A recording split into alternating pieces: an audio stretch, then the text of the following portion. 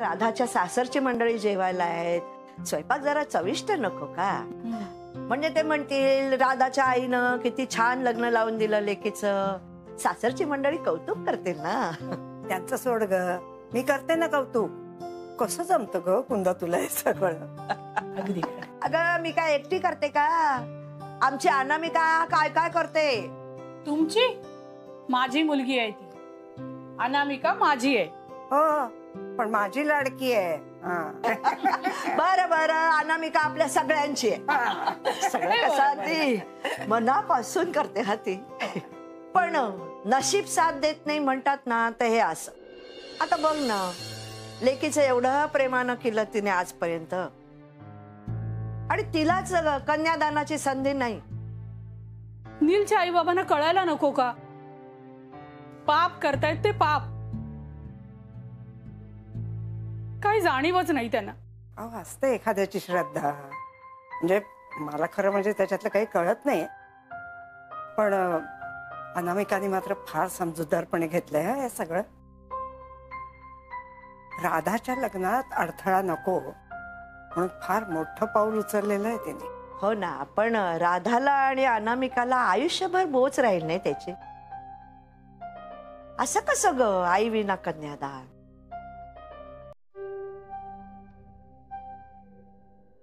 नमस्कार, स्वागत आहे. या या या, स्वागत आहे तुमचं. नमस्कार नमस्कार, कसे आहात? नमस्कार नमस्कार नमस्कार, स्वागत आहे. तुम्ही शंकेने माझ्याकडे का बघताय? नाही म्हणजे मला माहिती आहे तुम्ही मला ओळखत नाही, पण मी यांची खूप जवळची आहे, म्हणजे घरातलीच आहे असं समजा. खूप खूप जवळची, म्हणजे एवढी जवळची की मीच कन्यादान. बोलली ये ना तुम्ही. या या या या, स्वागत आहे तुमचं.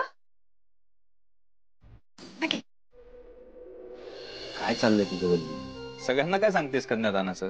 आता खरं तेच सांगते ना.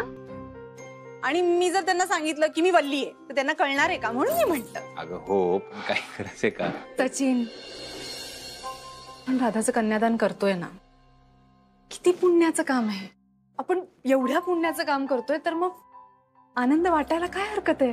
तू एक काम कर, तू आज जाऊन बस, उगाच तडतड करू नकोस इथे. चल. मी कुठेही जाणार नाहीये. वल्ली, सगळे पाहुणे येणार आहेत, त्यांचं स्वागत नको करायला कोणी. मी हे गुलाब पाणी शिंपडणार आहे, मी इकडे थांबणार आहे, तू जा. ठीक ठीक आहे, मूड खराब करू नकोस, चाललोय मी.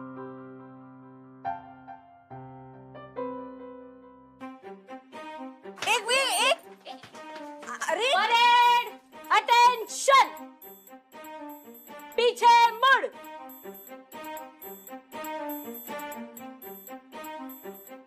चपला काढा, चपला काढा. हा काय ग, हे चप्पल काढ. चला लवकर.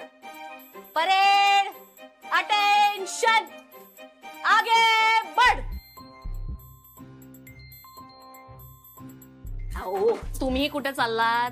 इकडे या. नमस्कार, तुमचं स्वागत आहे. तुम्ही एवढा उशीर का केला त्याला?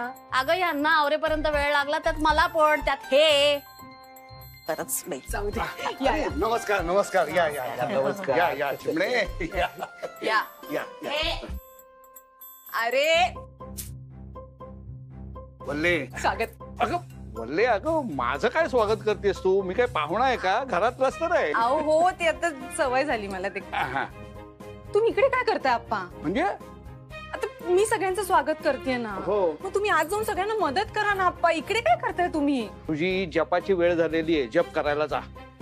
जा जा, जप कर जा. ती गुलाबदाणी माझ्या हातात दे, मी स्वागत करतो सगळ्यांना. नाही हा? नाही नाही, हे बघा, मी कन्यादान करणार आहे ना, त्यामुळे सगळ्यांचं स्वागत मीच करणार आहे. मी बाकी काही काम करणार नाही, तुम्ही जा. अगं वल्ले, अगं बाळासाठी करायला नको का जप? आज मी एकच काम. चला कन्यादानाला या.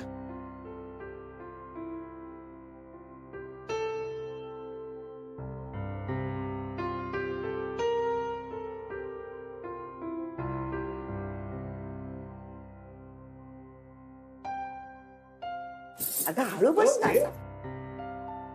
वल्ली,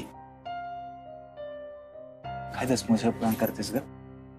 जरा हळू, काळजी घे ना जरा. मी आजारी नाहीये, मी गरोदर. कन्यादान कोण करणार आहे? मी आणि हे, म्हणूनच तर आम्ही बसलोय. पण तुम्ही तर गरोदर आहात ना? हो, म्हणजे पोटात एक बाळ आहे आणि हे माझं मोठं बाळ आहे. या मोठ्या बाळाला सासरी पाठवणार आणि मग पोटातल्या बाळाला जन्म देणार. कन्यादान म्हणजे तुम्हाला काही विनोद वाटतोय का?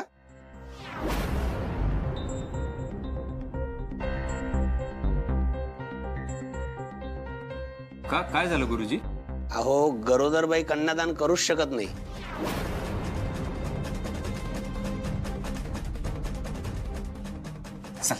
एक मिनिट ऐका ना, आता आपलं ठरलंय ना, आपण राधाचं कन्यादान करणार आहोत, मग आपण करूया ना. अगं पण गुरुजी नाही म्हणतात ना, कसं करणार मग?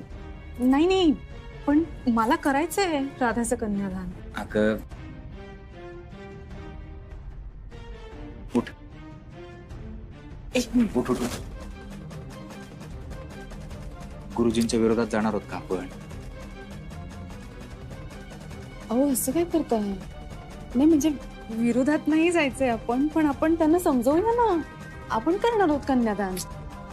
हो ना गुरुजी, अहो तुम्ही असा आधी काही म्हणाला नव्हता. तुम्ही गुरुजींना आधी कल्पना दिली होतीत का की वल्ली गरोदर आहे? नाही, पण असं काही नसतं. म्हणजे मी असं काही कधी ऐकलं नाहीये की गरोदर बाई नाही करत. खरंच सांगते मी. माई मावशी, तुम्ही ऐकलंय कधी असं? अगं मावशी काय सांगणार, गुरुजी सांगतात ना. मावशी काय वेगळं सांगणार आहे का? काय मावशी?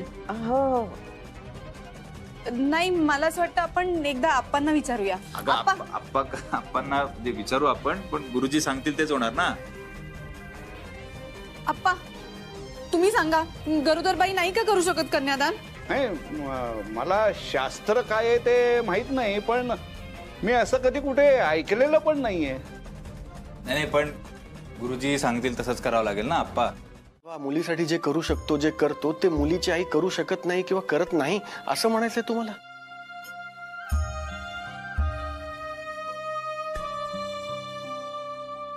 मला नाही पटत नाना. अगदी बरोबर आहे.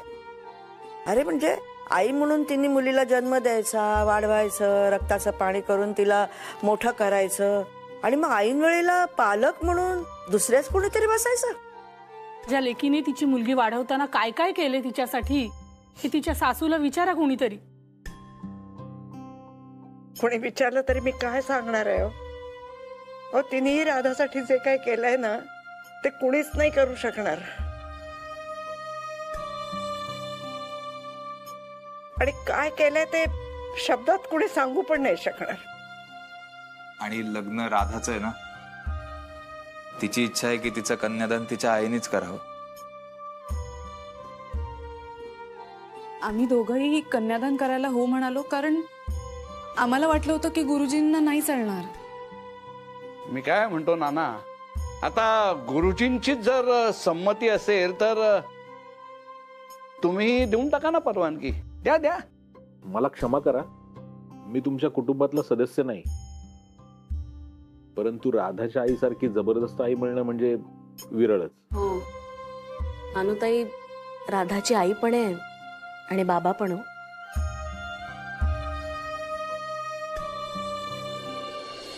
मम्मा तू म्हण ना एकदा, तुला माझं कन्यादान करायचंय म्हणून. बाळा, माझ्या वाटण्यानं काय होणार आहे? नीलचे नाना तयार होतील का?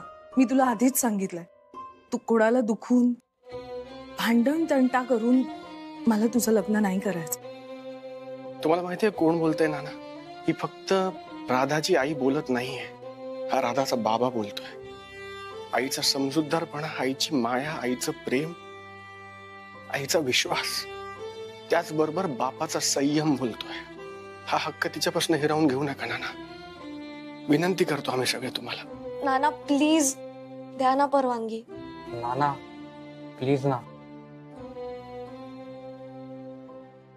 प्लीज प्लीज परवानगी द्या ना मग मला कन्यादान करायचं.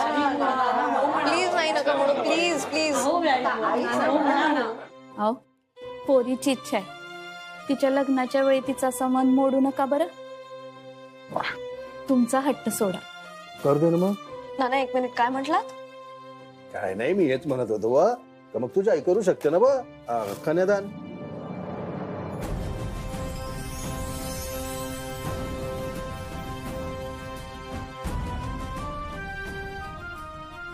खरं?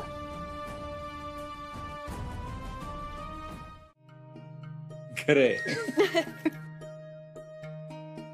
काय हो सर, आमचं लग्न लावून तुम्ही म्हणताय लग्नाची काय गरज आहे? नील, त्यांना काय म्हणायचं म्हणू दे की. काही झालं तरी मला तुझ्याशी लग्न करायचंच होतं ना. तुला करायचं होतं? हो करायचं होतं. ठीक आहे, त्यांचं मत त्यांच्यापाशी, आपलं आपल्यापाशी. अरे बापरे, बरं झालं. हा अगं मी घाबरलेच होते. म्हटलं ते सिनेमामध्ये नाही का दाखवतात, ते लग्न न करता मागे निघून जातात, तसंच तुम्ही जाता की काय? नाही मावशी, म्हणून तर कार्य पार पाडल्यानंतर मग हा विषय काढलाय. तर अनु,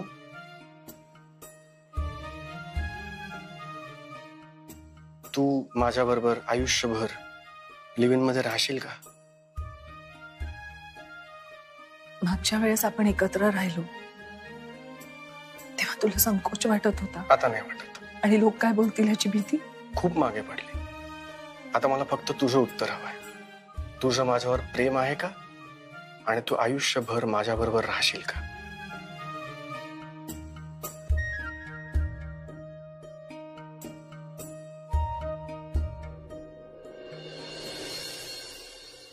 पाहता दाटले उन्हातही चालले राहिले कातरी मनातले सांगणे. आता जोड्याने आशीर्वाद घ्या.